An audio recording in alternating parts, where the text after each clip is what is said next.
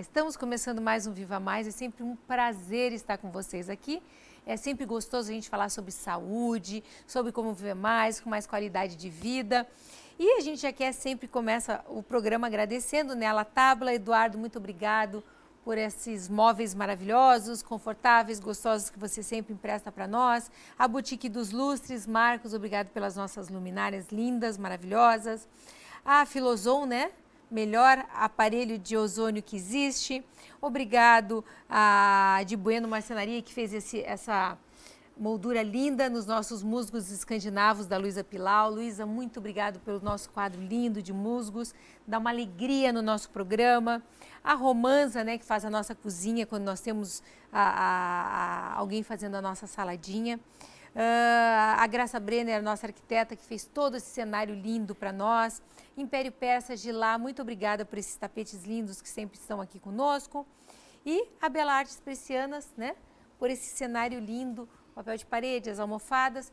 E, sem dúvida nenhuma, né, obrigada a Nerto, que eu adoro as roupas de couro. Eu sempre digo, não tem como a gente estar sempre com uma roupinha gostosa. Estou esperando as minhas, tá?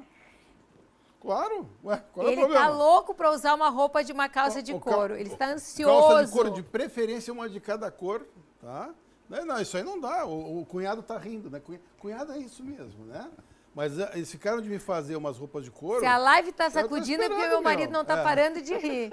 Mas assim, olha, eu adoro. Eu tenho já essa calça, então, que essa calça, esse modelo que eu adoro mostrar para vocês.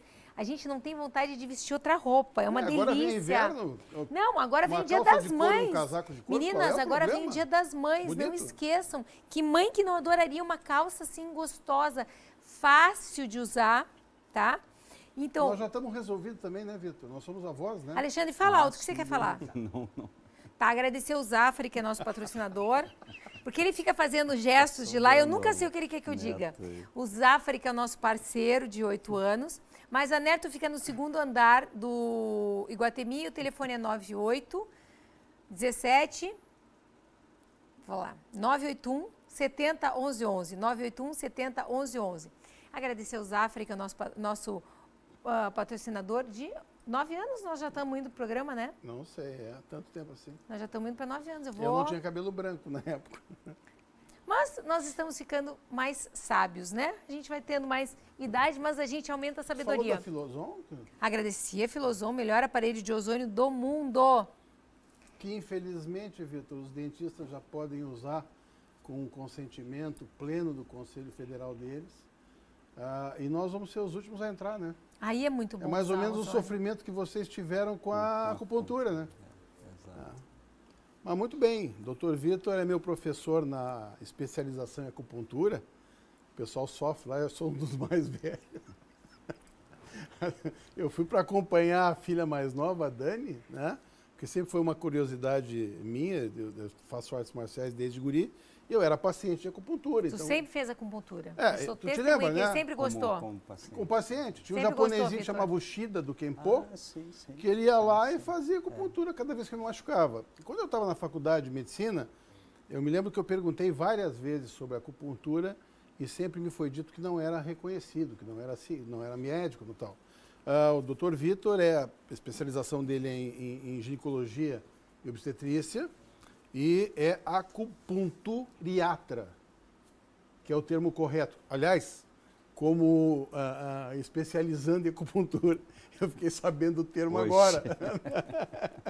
Qual é a diferença desse termo, Vitor? Bom, então, entrando já na questão do termo. A terminologia, o nome das coisas é importante porque dá realmente o âmago de cada especialidade, né? E a gente nota que outras especialidades, como obstetra, psiquiatra, né? Eles têm esse sufixo átrio. Átrio vem do grego e significa o ato médico, né? Até no nosso meio a gente usa pejorativamente. Nós, na verdade, todos os dias fizemos iatrogenias, porque nós geramos atos médicos. Isso não são atos ruins, são atos médicos. Né? Então, o átrios tem... tudo que é ato médico é átrios, né? E tudo que é logos é o saber, o conhecimento. Por exemplo, então, o médico pode ser um gerontólogo, um outro profissional de outra área da saúde pode fazer gerontologia, mas o único que pode ser geriatra é o médico. Tá? Então, quando tem esse sufixo átrio, já fica implícito que é um médico que está fazendo, né? Então, o psicólogo e o psiquiatra, por exemplo, fica mais fácil de entender. Como existe uma enorme, vamos dizer assim, profusão depois entramos mais no mérito da questão, mas de profissionais fazendo ou procurando usar a acupuntura,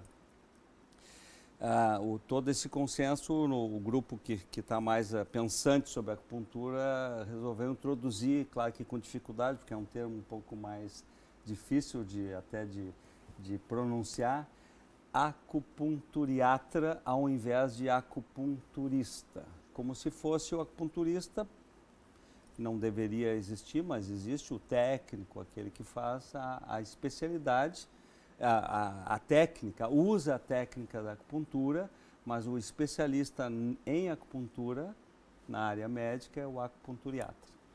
Eu fiz uma postagem, pessoal, tá, no Instagram, falando que a acupuntura era uma especialidade médica que passou a ser reconhecida como especialidade em 11 de agosto de 95, acho que foi isso, né? Exatamente. Nessa e sempre tem o urubu de plantão. Andou estudando, né, Miguel? Pelo menos isso. Na prova eu não fui muito bem, mas isso eu estudei. Então, assim, sempre tem o urubu de plantão, né? Aquele que, o haterzinho que vai lá para dar um pitaco. Mas isso aí não é... Eu digo, velho, eu não falei que outras pessoas não podiam fazer acupuntura. Eu falei que a acupuntura, a partir dessa data, foi reconhecida como especialidade médica. Isso, exatamente. Vamos falar um pouquinho da história da acupuntura, que eu acho que é muito interessante. Dentro da minha capacidade, eu posso lembrar algumas coisas. Bom, a história, você diz, Miguel... Do início na China, ali, como é que começou? Há 5 milênios atrás, então. É uma especialidade que tem pouco tempo de vida. É milenar, né? Isso é um relato histórico, eu não sou um especialista na área, mas por força de passar no pós-graduação parte da história, a gente acaba estudando e algumas coisas importantes. Isso eu acho que é pressuposto básico. Para tu começar a entender alguma área, tu tem que ir lá nas bases, nos primeiros, para poder, né, assim como outras áreas. Então, a acupuntura inicia relatos aí escritos em torno de 5 a 6 mil anos atrás, se tem história de acupuntura, né? Um relato que você deve ter ouvido e que frequentemente se fala, que já se descobriu na idade da pré-história o que eles chamaram de agulhas bian, que são as agulhas de pedra, né? São pedras com claramente instrumentos, né? Que foram usadas, né, pelos relatos e pela tradição como agulhas de acupuntura. Na verdade, a acupuntura é parte de um corpo de... Eu posso me estender? Claro, não. É parte de um corpo de conhecimentos que nós conhecemos como medicina tradicional chinesa, né? A medicina tradicional chinesa, doravante chamada MTC, porque o nome fica muito grande para eu estar repetindo, a MTC ela é um conjunto de conhecimentos que faz parte de um outro grande conjunto de conhecimentos que é de uma civilização inteira, a civilização chinesa, né? Assim como as outras civilizações têm livros assim clássicos, a civilização chinesa, entre os quais tem um chamado relato assim de histórico através de uma figura mítica que é o chamado Imperador Amarelo, que todo mundo já ouviu falar, até tem livros, quadrinhos, até quadrinhos, HQ também tem hoje, né? E se fala no livro do Imperador Amarelo, né? Que é o Imperador Amarelo é o Huangdi, né? Huangdi. E o Neijing, então, é esse livro, né? É esse conjunto, tem o Shouwen e o Neijing. Por que é importante isso? Porque ali não fala só de medicina, fala de toda a cultura, fala de regras sociais, regras práticas, é todo um substrato da cultura chinesa que evidentemente não foi escrito de uma vez, não surgiu de uma cabeça, mas foi um relato de anos e anos e foi compilado pela tradição por esse mítico imperador. Então a gente não tem comprovação histórica, né? É o Huangdi, né? Ele fez essa compilação. Tudo, né? Ele juntou e dali surgiu esse corpo na área de saúde que a gente chama de medicina tradicional chinesa, né? Mas o Shou Wen, que é uma outra parte do Neijing, fala sobre leis, sobre posturas, códigos de posturas, enfim, várias coisas, né? Se eu estiver falando demais, você me interrompe. Não, tem 1 hora e a aula está maravilhosa. Nós aqui, a nossa função... Eu estou dando aula. Está maravilhosa. Nossa função é só puxar o assunto. Isso, mas fique à vontade, Miguel. Então, voltando ao Neijing, a parte da MTC, ele é muito característico e é um livro que chama atenção porque ele tem um estilo literário diferente. Assim como nós... Ao ler uma obra, se você não sabe claramente qual é o estilo, você pode tirar conclusões erradas, porque, né? E é nele que vocês estudam acupuntura, não? Não, atualmente não. Até depois nós vamos para a contemporaneidade e aí a coisa mudou, cresceu demais. Mas eu acho que é importante o saber que está ali escrito, porque ali ainda há um embasamento claro do que nós fizemos hoje, nos estudos que a neurociência comprova que são verdadeiros. Entende? Ali ainda tem essa raiz toda. Então ele é feito num estilo chamado de tipo uma prosa, uma conversa, né, entre uma pergunta e uma resposta, né? Basicamente, o personagem mais importante é o imperador, ele pergunta, e o médico da corte, vê que nós já éramos naquela época guindados a uma posição importante, o médico Kipá, ou Kipô, né, ele é o que responde. E o livro ele passa todo o tempo nessa questão, questionamentos e respostas, né? O exemplo, o imperador pergunta lá num número... Não me recordo, mas por que os homens nos tempos de ouro, ninguém sabe que tempos foram esses, mas que tempos de ouro viviam 150 a 300 anos, ele pergunta. Porque na China, na época, se vivia bem menos, né? E o Kipá responde bem laconicamente, mas de forma muito correta e muito ampla, ele diz, porque eles obedeciam às leis do equilíbrio yin e yang. Pronto, essa é a resposta. Né? Então, é claro que é um livro que não pode ser lido, não é aconselhável que a gente... vou estudar acupuntura, vou pegar um Neijing para ler, porque vai ser bem complicado. Mas é um livro que eu acho que todo médico e todo aluno deveria ter acesso e ler, porque é um livro bonito de ler, é uma raridade, né? E hoje, inclusive, tem história em quadrinho, tem o livro do Imperador Amarelo, você vai nas bancas, aí na Saraiva, né, aqui no shopping, ali você encontra em HQ o livro do Imperador Amarelo, né? E ali fala na verdade, fala todo o conteúdo esse inicial que nós temos no curso, que é o Yin Yang, a teoria da polaridade, as questões dos 5 movimentos, os 5 elementos, tudo isso está escrito nesse livro. Isso leva um baita de um tempo para a gente entender. As primeiras aulas, que tu vai imaginando o quê? Sai com a cabeça cheia. Sai com a cabeça cheia. E a gente como médico já, eu estou formado há 34 anos. Né? Quer dizer, eu faz 1 ano que eu estou lá com o curso com vocês.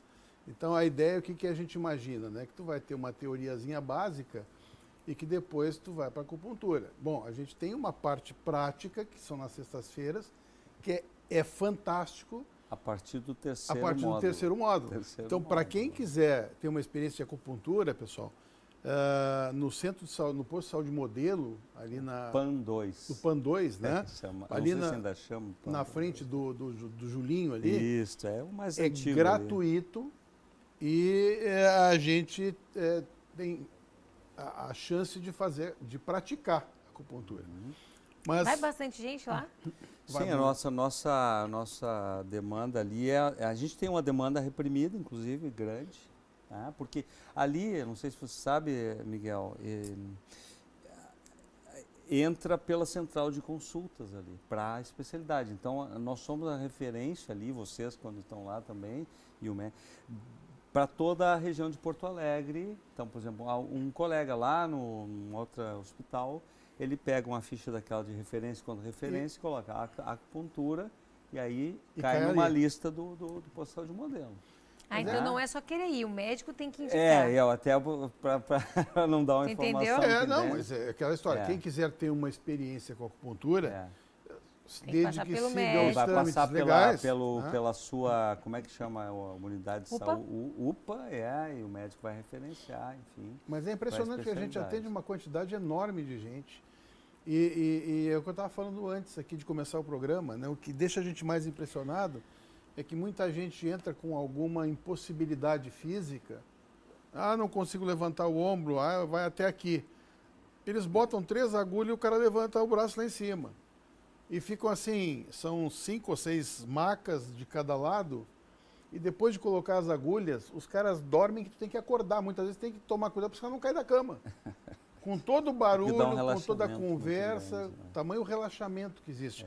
Mas o que eu estava comentando dessa parte inicial, que são essa parte de teoria, sim, né? Sim. O mais impressionante de tudo isso aí, Vitor, é que a gente não vê como na medicina ou como na história normal, que por exemplo, tu falou do yin e do yang, né? Que certo.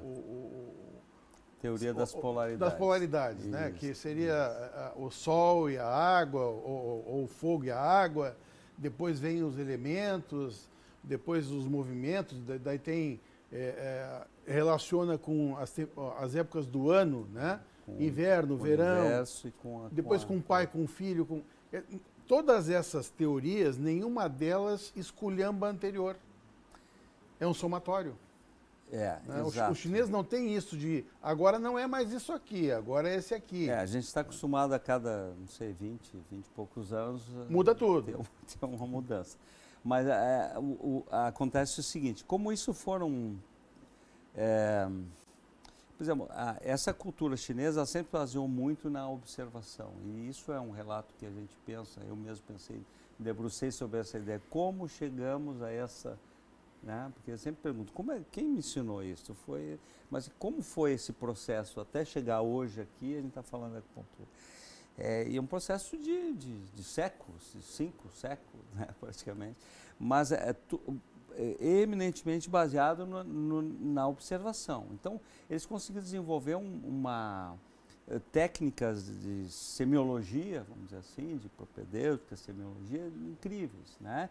Que hoje, quando a gente coloca junto com o nosso conhecimento médico, você tem um salto assim, em diagnóstico, em entendimento funcional, porque você já deve ter observado que o mote todo do diagnóstico ele é muito funcional, ele não se preocupa muito com a estrutura, tá? Até porque não era possível observar muito as estruturas naquele tempo. Não se podia fazer dissecção de cadáver. Era uma coisa um pouco vedada, assim, né? E que, então, eles conseguiram descrever de forma muito minuciosa, né, semiológica, um quadro que nós chamamos de padrões, né? Então, já entrando um pouquinho, né? Os padrões clínicos, os quadros clínicos, em que esses sim são clássicos, eles são até meio pragmáticos, assim, é uma caixa preta, você coloca os dados e sai o resultado no raciocínio.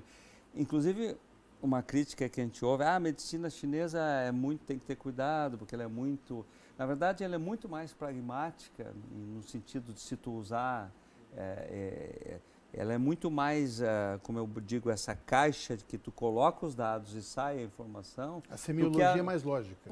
Do que a nosso raciocínio. Nós somos sujeitos a muitos raciocínios, o médico, os profissionais de saúde, que, se não cuidarmos, ele pode enveredar para áreas cognitivas que não estão próximas e que vão se afastando cada vez mais do diagnóstico. Isso a gente vê no dia a dia, né? Inclusive, dados mostram que o erro médico, falando, né, 80% do erro médico feito numa pesquisa do CFM é de cunho cognitivo. Quer dizer, o médico sabe, ele estudou, mas ele toma uma direção errada e vai se afastando. Aí acontece o erro, né? Por excesso de experiência, de perder um pouco aquela... né, dos primeiros anos, a gente acaba errando mais. Mas justamente a medicina chinesa, não, por isso que eu entrei nesse... Ela a gente consegue, mas é muito difícil, porque se você seguir, né, passo a passo. Como tinha aquela... Te lembra que tinha um curso de inglês, siga a bolinha dançante? Você cantava a musiquinha, tipo um karaokê, assim, né, um curso antigo que eu acho que tinha. E eu me lembro disso. Então, se você seguir o passo a passo, você necessariamente vai sair num leque de opções e, com certeza, ali naquelas opções está o diagnóstico. Ele não é uma coisa pronta, você tem que trabalhar, mas é muito mais objetivo do que o diagnóstico em medicina ocidental. Nós vamos fazer um rápido intervalo, Vitor, e já voltamos. Pessoal, não percam os próximos capítulos, quer dizer, não saiam daí, tá? Porque vocês vão ver que é muito interessante. Eu, particularmente, sou apaixonado por isso desde que eu sou paciente de acupuntura. Já voltamos, tá?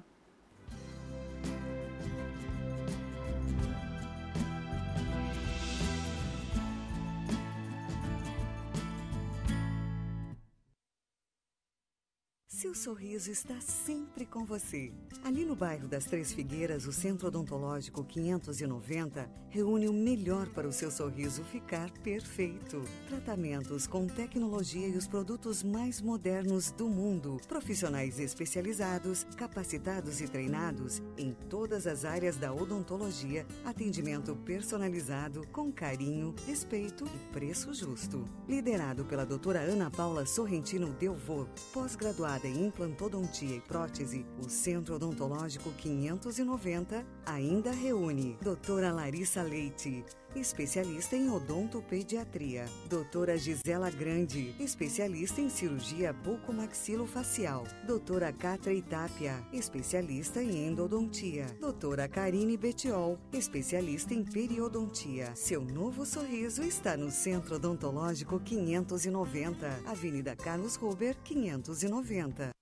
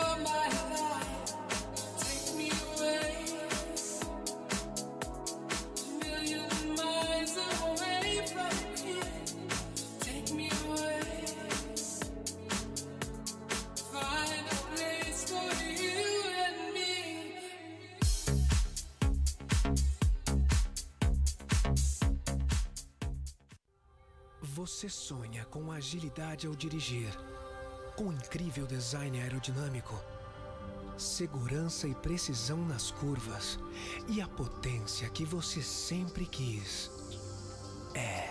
Poucas coisas na vida falam mais sobre você do que o carro que você dirige. Sua família. Não está na hora de você se dedicar a ela? Da Igreja de Jesus Cristo dos Santos dos Últimos Dias.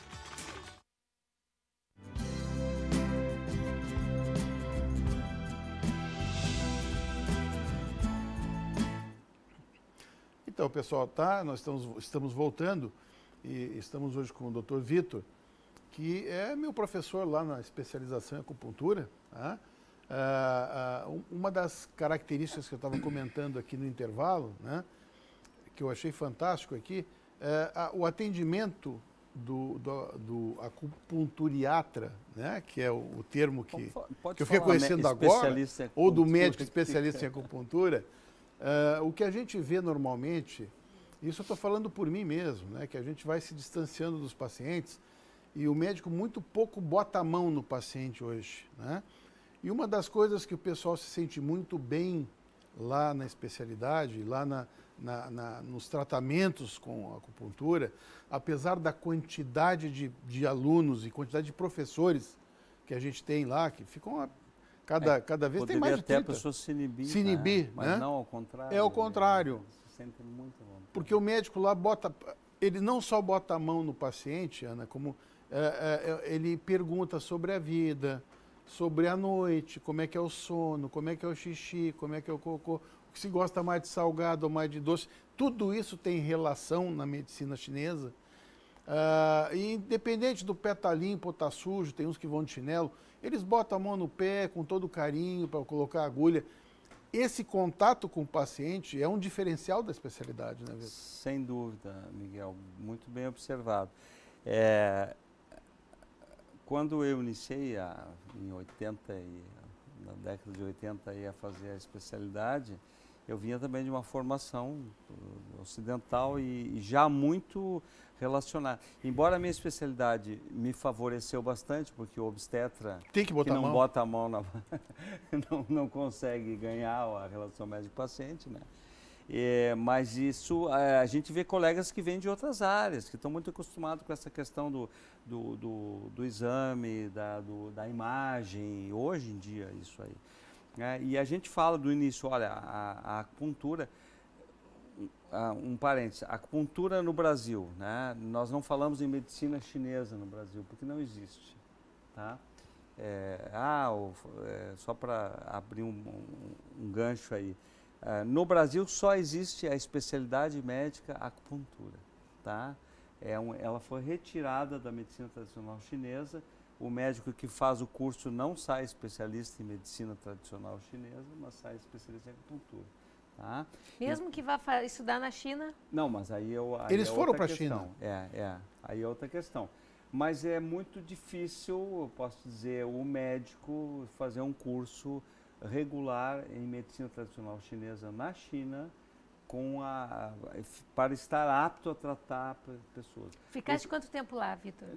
Foi uma visita rápida, nós ficamos 45 dias num evento específico próximo ao CFM, quando ele foi em 95 que nós quando o CFM lá, então promulgou.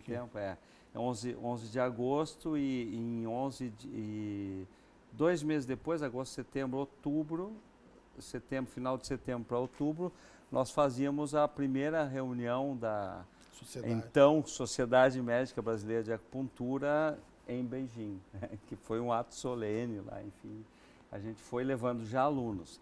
Mas, para não perder o fio da meada, tu me perguntava sobre a questão das características da acupuntura. Isso, né? E por que ela... Então, a gente já alerta, olha, é uma medicina desarmada, a gente usa esse termo, é uma medicina desarmada, né? Porque, na verdade, hoje é muito fácil. Eu brinco assim, eu posso ir a qualquer lugar, eu coloco a mão, se for no meu avental, até lá... Aqui não tem porque veio do... Mas já me aconteceu isso. Direto. Mas já me furei. Tem agulha aqui, tem agulha aqui, tá? Então, basta o teu saber, o teu conhecimento e uma agulha. E você pode fazer muita coisa, realmente muita coisa. O Miguel está começando a ver, realmente pode dizer que está começando, porque tem muita coisa. Não, é bem o início, é muita coisa. Que tu vai achar fantástico, assim, e que tu vai poder aliar, inclusive, na tua área da especialidade. Eu faço isso na clínica, Vitor, eu já falei para vocês. Eu devo fazer pelo menos, uns 3 pacientes por dia de acupuntura. Olha, que é o pessoal que chega lá para fazer curativo, sai agulhado. Exato. Por isso que isso tu falou de botar a mão no bolso, já me aconteceu em viagem. Eu estava em São Paulo e eu furei, eu falei, mas o que será que eu tenho aqui? Tirei umas agulhas no bolso. Isso é normal. Isso é a síndrome do médico especialista e botar a mão no bolso até agulha. Então, é uma medicina desarmada. O que nós precisamos?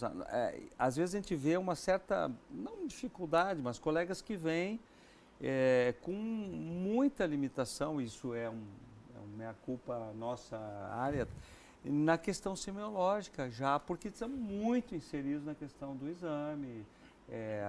Os exames, não há como dizer que eles investigam tudo hoje, você pode enxergar tudo de qualquer ângulo, em qualquer situação, enfim. Mas isso não basta, inclusive isso nem é necessário para que a gente possa fazer o nosso diagnóstico, entendeu? O nosso diagnóstico ele é baseado, então... O paciente chega lá. Qual é a primeira coisa que eles fazem a gente fazer?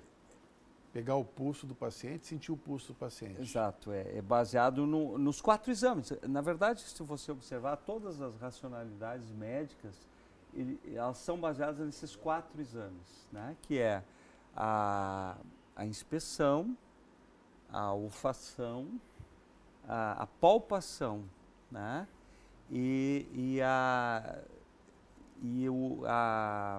O exame em si, exame palpatório, são 4, né? Falei 4, não falei 3, então faltou. Mas tu olhar a medicina ayurvédica, por exemplo, ela tem esses espaços. A medicina tibetana tem espaço. A medicina tradicional chinesa tem espaço. A medicina nossa, hipocrática, também tem esses espaços, né? Só que como a gente avançou muito tecnologicamente, é capaz, no meu pode ser que seja capaz porque eu uso pouco, mas em alguns consultórios é capaz que tu não encontre alguns aparelhos básicos que antigamente caracterizariam o saber médico, né? Um estetoscópio, um esfigmo, um otoscópio. Entende? A tecnologia hoje avançou. O cara pede exame e pronto. E faz diagnóstico baseado em imagem. Que eu sou um grande crítico porque a gente sabe que tu não consegue fazer um diagnóstico numa imagem, né? Então, diagnosticam e eu peço, não estou sendo antiético, mas passo uma crítica geral. Nós não podemos tratar exames, tratar tomografias, tratar ecografias, nós temos que tratar a pessoa que está ali. E essa é a base da medicina chinesa. Então, quando a pessoa chega, às vezes você viu ali quando a gente está como ali orientador do grupo, né? Às vezes a pessoa chega, o paciente, né? E às vezes eu chamo de cliente porque eu tenho um outro lugar que a gente usa o termo cliente, então o cliente, né? O cliente ou o paciente, né? Inclusive descobri há pouco que paciente é um termo que os advogados usam. Pois eu vi no cenário. Eu disse, opa, será que está doente? No não, o paciente. Bom, mas tudo bem, roubaram eu acho nossa. Então, o nosso cliente, ele chega e ele já vai, se você observar, e se deixar ele falar, ele vai imediatamente dizendo, quando a pessoa mais extrovertida, doutor, eu estou aqui, eu cheguei aqui, eu tenho esse problema, eu tenho uma hérnia de disco cervical, eu tenho uma hérnia lombar com uma ciatalgia, e aí eu disse, espera um pouquinho, vamos devagar, né? Vamos inverter a situação. Eu quero saber o que você sente. Tá? Então, a primeira pergunta que tem que fazer é o que a pessoa sente. Porque eu digo assim, o que você tem é a obrigação nossa depois de tentar descobrir. Agora, o que você sente é o mais importante. Porque as pessoas, talvez até no consultório odontológico, elas já chegam com o diagnóstico. Elas não dizem o que estão sentindo. Até porque elas olham hoje em dia no Isso, Google e tentam se autodiagnosticar muitas vezes. Exatamente. Né? Então elas não dizem o que está sentindo e isso prejudica muito a nossa forma de fazer diagnóstico. Eu preciso saber o que ela sente, não o que ela tem. O que ela tem eu brinco, o que ela tem eu tenho que descobrir. É essa a questão. Né? Mas já chega com exames, enfim, né? E muito baseado na foto que eu brinco, né? A foto, eu tiro uma foto hoje, daqui uma semana eu estou diferente, né? Eu posso botar no meu, como é que fala no Face, o meu... Instagram? Eu posso botar a minha foto, mas... Que está muito bem, quando eu olhar lá, já não sou eu mais, entendeu? Então, essa é a questão. Eu tenho que tirar, então, através de perguntas que foram muito bem... estudadas e testadas durante muito tempo. Principalmente, a semiologia toda é baseada no que a pessoa expressa. Por quê? Porque, na verdade, seria isso. É a maneira como aquele indivíduo está vivenciando aquele quadro clínico. Né? Esse é o diagnóstico que nós precisamos saber. E isso se chama padrão. O diagnóstico é sindrômico, entendeu? Ou não síndrome.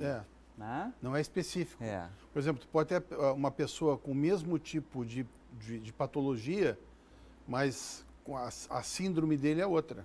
Isso, um pode estar relacionado com o baço, o pâncreas, outro com o fígado.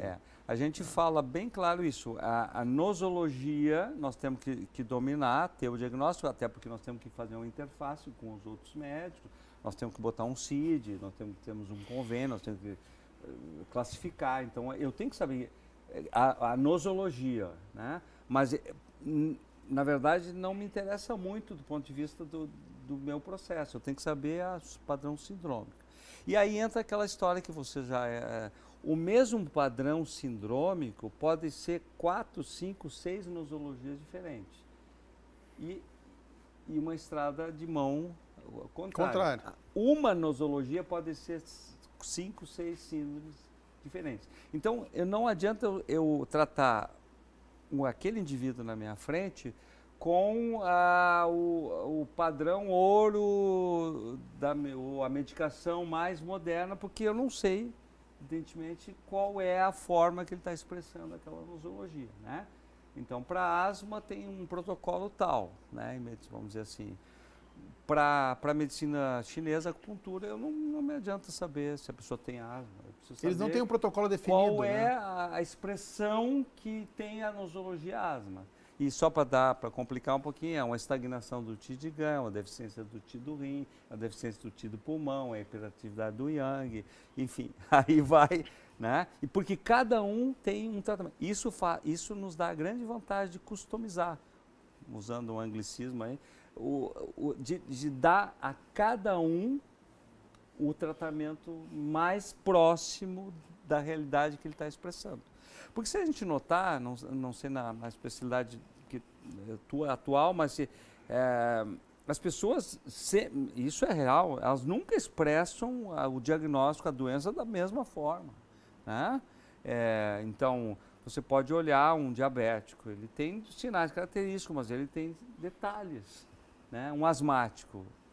Ninguém é igual a ninguém, né? Então, aquela diferença é a síndrome que tá dando, né? E é ali que nós vamos tratar, né? E o interessante é o seguinte, Ana, palpando o pulso, isso é uma coisa que eu tenho feito também, viu, Vitor? Foi a palpação que eu esqueci, a pulsologia e o exame da língua, né? Palpando, o quarto método. Palpando o pulso e vendo a língua, o que eles fazem de diagnóstico, tipo assim, direcionar, né? Se vai para coração, para pulmão, para rim, junto com as perguntas aquela, tu sente mais gosto amargo, é mais doce, tu prefere o salgado ou doce, né? Tu acorda muito de noite para ver. Então, coisas que a gente foi deixando de fazer na medicina convencional e de botar a mão no paciente, né? Porque daí tu bota a mão e tu dá tempo para o paciente falar e tu conversa com o paciente. É um tratamento, eu vou dizer assim, à moda antiga, né? E a relação médico-paciente se estabelece de uma forma muito boa, tranquila, porque tu consegue se aproximar da pessoa, tu troca ideias, ela fala sobre a vida, né? Tem uma afirmação, que é um slide que eu coloco numa dessas aulas, que fala lá, 5 coisas que o médico deve saber sobre o seu cliente. Primeiro, qual é a sua situação, vamos dizer, financeira, como é a sua moradia, como é o seu trabalho, como é que está a sua vida social e alguma coisa relacionada à habitação também, se ele tem uma vida mais insalubre, alguma coisa. Esses 5 itens estão num livro chamado Soen, que foi escrito no ano 250 a.C., entende? Esses 5 itens. Então, só para tu ver a propriedade com que isso foi pensado, hoje em dia a gente tem que indagar sobre as questões. Eu não posso simplesmente, e aí também não vai uma crítica a ninguém, mas eu não posso simplesmente pegar um medicamento X ou Y, dependendo do local onde eu atendo, evidentemente, e prescrever para o meu cliente, sem ao menos saber se eu não estou realmente criando um outro problema para ele, que é ele não ter como usar aquela medicação. Né? Então, essa é uma questão Que é o que via de regra importante. acontece, infelizmente, né? É o parefeito, né? Dependendo disso. Então, a pessoa tem que sair, e isso é uma norma que a gente diz, tem que sair melhor do que entrou no consultório. Isso não é em todos os consultórios que isso acontece, né? E lá sai. Tem que sair melhor do que entrou. Mesmo que não tenha a resolução, e com certeza não vai ter num primeiro Até momento. porque a resolução vai ser mas vai sequência, vai né? sentir, já que está num processo de, né, pelo mínimo de acolhimento, quando a gente não chegou em diagnóstico. Mas raramente, você viu que nós pegamos primeiras consultas, como a gente diz, né? Raramente a gente sai dali sem um muito bom entendimento, checando aí com os sintomas e o diagnóstico que ela já tem, de um muito bom entendimento, muita proximidade, né, do que realmente ela precisa. Né? Acupuntura contemporânea. Isso. Bom, aí é um outro livro, né? Nós temos que abrir um outro leque de coisas. Que até aí a gente falou da tradição. Da tradicional, né? A gente lembra Mudou muito? A gente usa hoje um conceito, vamos fazer um pequeno resumo. Até era um lema de um congresso aí antigo, da tradição à modernidade, né? Ou à contemporaneidade, vamos dizer, porque nós já vivemos pós-modernidade. O que acontece hoje? Um grupo de médicos, a partir de estudos que começaram na Inglaterra, nos Estados Unidos, o Dr. Fischer, um fisiatra conhecido, né, de Nova York, a doutora Travell, a gente fala Travell porque e ficou Travell, que era uma inglesa, né, uma anestesiologista. Ela começou a desenvolver um trabalho muito em cima do que a gente hoje tem o nome, que é a dor miofascial, o panorama do miofascial, né? Ela foi colocando, vamos dizer assim, dados e conceitos, pesquisas, isso nos anos 50, né? Nos anos 60, um outro súdito, vamos dizer assim, da Travell, Robert Gershens, continuou escrevendo. E hoje a coisa se disseminou tanto que você abre qualquer livro de medicina contemporânea, aquelas gravuras que você vê, todas elas de áreas de colocação de... Todas elas são oriundas do mesmo modelo que a doutora Travell e o Bob Gershon lá começaram a fazer. Então é interessante porque isso ficou de uma forma. O que acontece? A neurociência, né? Então a gente entra num estudo mais amplo. Não só na questão da acupuntura, mas começou um grande estudo, um grande boom assim, de cientistas estudando o cérebro, né? E aí se descobriu alguns pressupostos básicos onde a acupuntura estava amplamente embasada. Se começou, inclusive, a usar a pesquisa em acupuntura nesses trabalhos todos. A acupuntura aumentou muito o trabalho, a produção científica, né? Porque se descobriu, e não é uma descoberta recente, que esses passagens, se não me engano, foram nos anos 90. Antes dos anos 90, nós não sabíamos que existia opioides endógenos. Parece absurdo, né? Endorfinas, outras coisas, a gente sabia que tinha algum processo, mas isso realmente ficou claro na década de 90. Quer dizer, faz 20 e poucos anos. Mas é incrível. E hoje a gente não é inconcebível pensar algo que não passe por essa esfera, né? Então a acupuntura ficou claramente definida. Ela é um processo que age num eixo espinotalâmico, fazendo uma liberação central de opioides endógenos, fazendo uma ação local, uma ação metamérica e uma ação central, né? E aí esse é o esqueleto, vamos dizer. Depois tem toda aquela, né, você lembra que o Silvio dá aquela aula da questão, mas ela é toda mediada por esse mecanismo opioide, né? Isso explica a ação somatória com medicamentos, por exemplo, que agem com esse mesmo medicamento. Antidepressivos. Exatamente, né? Liberação de serotonina. Exato. Há um somatório de ações, né? Mas a questão da dor é a que está mais bem explicada, com certeza, na questão dessa intensa ação com efeitos inibitórios, centrais, modulatórios, neuromorais, enfim, é um complexo de coisas. Tem livros ótimos hoje que falam, né, que explicam claramente sobre isso, né, e que, mas é um segmento, é uma parte do que a gente considera acupuntura. Nosso curso sempre foi mais tradicional, a gente sempre não abriu mão de ensinar a tradição, porque eu brinco, quando a coisa aperta e a gente não tem mais, o que nos salva sempre é voltar ao pulso e à língua, e aí a gente consegue impressionante, o resultado. O que vocês veem na língua, por curiosidade? É muita coisa. É muita coisa. Se tem mais excesso ou mais deficiência, se é mais relacionado com o coração. Então posso claro. Com todo na língua nós vemos a evolução e o processo todo de como se instala o que nós chamamos de fator patogênico. Né? Como é uma área muito conhecida minha, né? Por isso que eu tenho curiosidade. Exatamente. Por na exemplo, saburra, que a gente quer que a pessoa não raspe a saburra para defender. Eu ia te falar.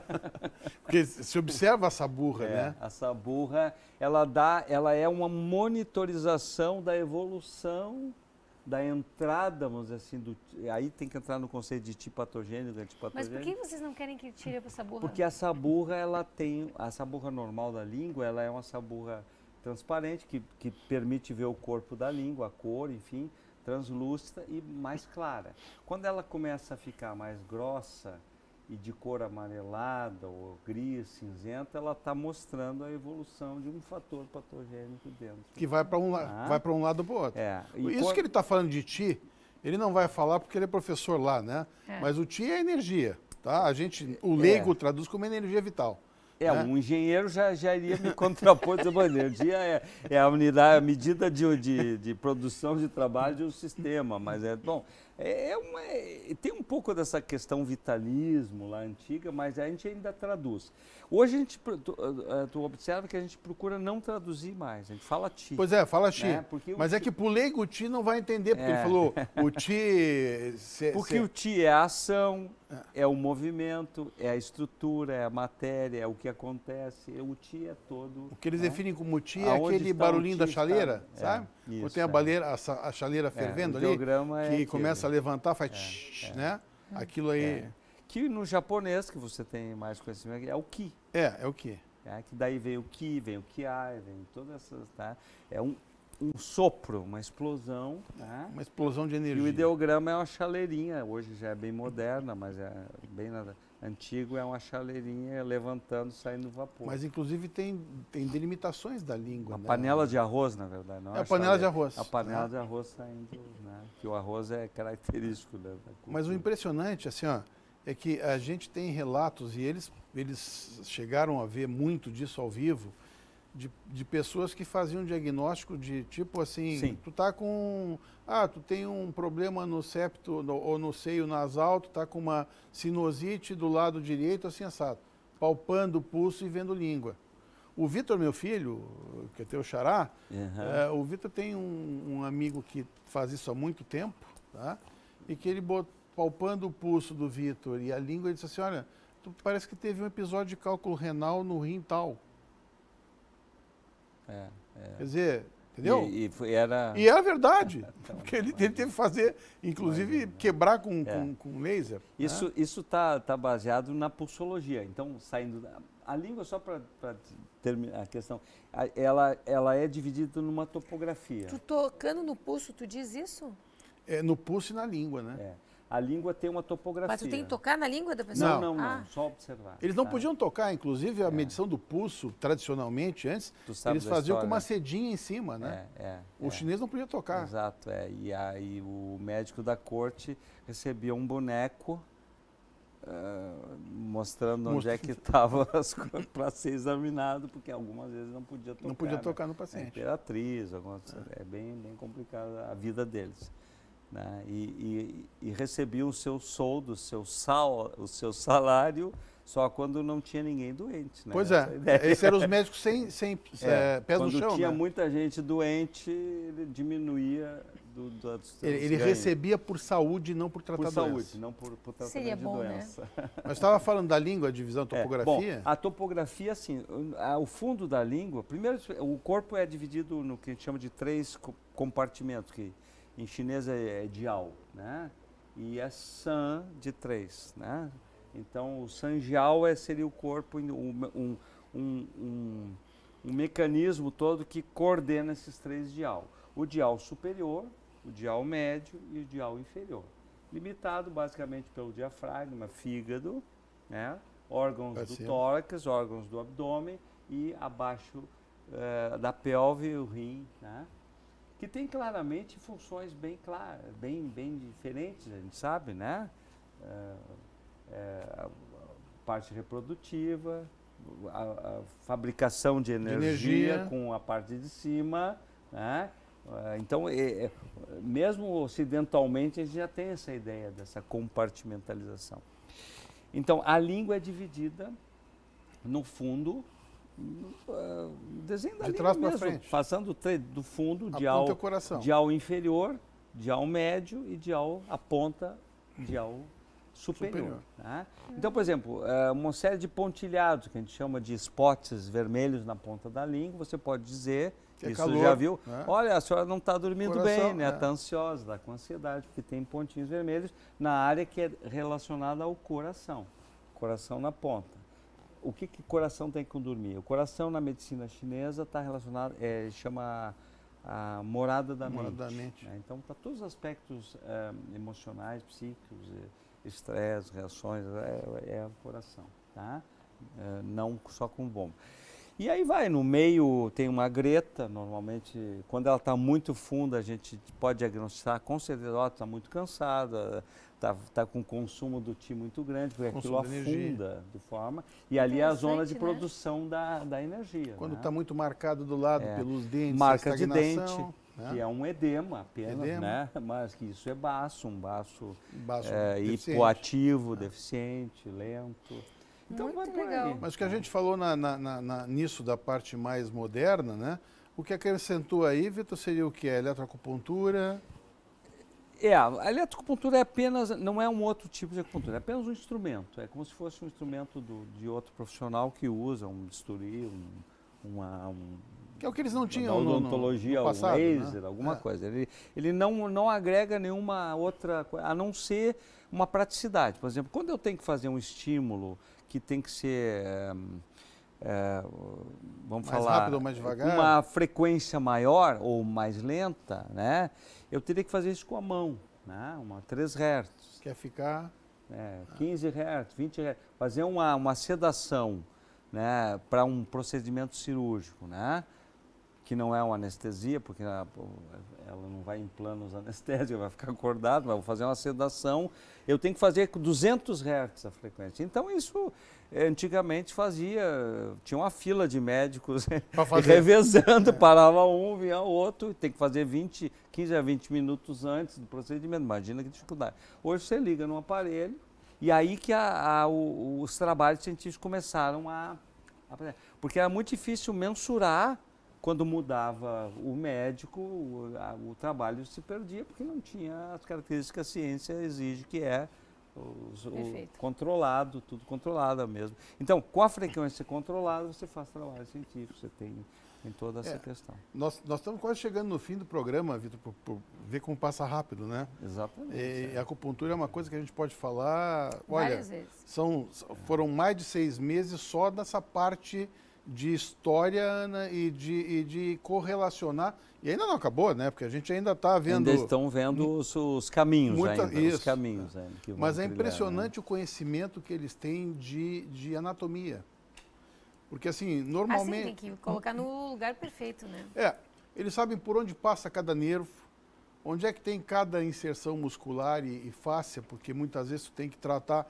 Muita coisa é dor, né? Muita coisa é dor em acupuntura. No dia a dia do consultório, o tratamento de dor é o campeão, vamos dizer assim, né? E aí entrando já com a abordagem do que a gente chama de acupuntura neurofuncional, a abordagem miofacial, aquele conceito que hoje é amplamente divulgado, embora não acreditado por alguns, mas é amplamente divulgado, que é o conceito da dor miofascial, a importância das fáscias, né?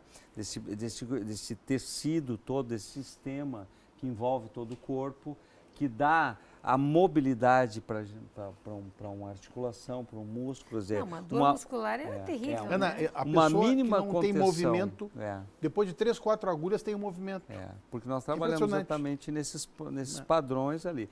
E o padrão de dor miofascial, os conceitos de ponto gatilho, ponto, né, doloroso, tudo isso a gente usa muito hoje, né? Por exemplo, esse ombro congelado que você falou aí, né? Enquanto ele for encarado como uma doença estrutural, nunca vai se resolver, vai usar anti-inflamatório e vai ficar ali, não vai resolver. Nós temos que entender que é uma disfunção. O congelamento é um termo poético, não diz nada do que está acontecendo ali, né? Ele, na verdade, está com um processo ali que tem a ver com essa dificuldade de troca. A gente nota muito isso aí em acupuntura. A gente trouxe aqui um veterinário que fez curso em Beijing. Exatamente, exatamente. Finalizando, mas acho que é importante falar, quando a medicina veterinária tomou assim um campo, avançou muito, e a gente sabe que isso não é novo, né, no tratamento de animais, desbancou, e aí que eu digo que nós lucramos, porque sempre ouvíamos isso, mas a acupuntura é uma coisa que não é científica, porque depende muito da cabeça do paciente. A pessoa tem que acreditar. Eu digo, olha, hoje em dia tu pode acreditar, não acreditar, pode ter fé, é ótimo ter fé, eu sou uma pessoa muito crente, com muita fé, mas não, eu posso fazer acupuntura sendo um ateu. Ou um pragmático de alguma pessoa que não tem eu posso não acreditar no método, mas quando eu coloco a agulha, tudo acontece. Né? É evidente que se eu acreditar, vai acontecer melhor. Que aí eu vou evocar um potencial de bem-estar, né? Que é o efeito placebo, que eu gosto de chamar de potencial evocado de bem-estar. Eu vou ficar melhor antes até do que eu poderia ficar. Mas dá para ter uma ideia básica, né, Ana, do que... Mas olha, para quem não experimentou ainda e quem não é paciente de acupuntura, a minha experiência inicial foi com 13 anos de idade. Não, e tu levava ele, até eu experimentava, porque eu tinha muita enxaqueca. Que era um mestre de Kenpo. 98% de efetividade nas dores de cabeça. E o Vitor usou muito para ginecologia e obstetrícia também. Quer dizer, em tudo que é área tu pode atuar, né? Então a gente quer muito te agradecer, Vitor. Seja muito bem-vindo, que seja a primeira de muitas vezes que tu esteja conosco. Muito obrigado. Tá? Tenho muita vontade aqui para que bom que falar tu sentiste a vontade que eu mais gosto, e que tu que venha muitas fazer vezes, então. acupuntura. E agora tu saiba que aqui é tua casa, venha muitas vezes. Bom, muito obrigado. E você, muito obrigado por estar sempre conosco. E a gente se vê próximo sábado. Até lá. Você da live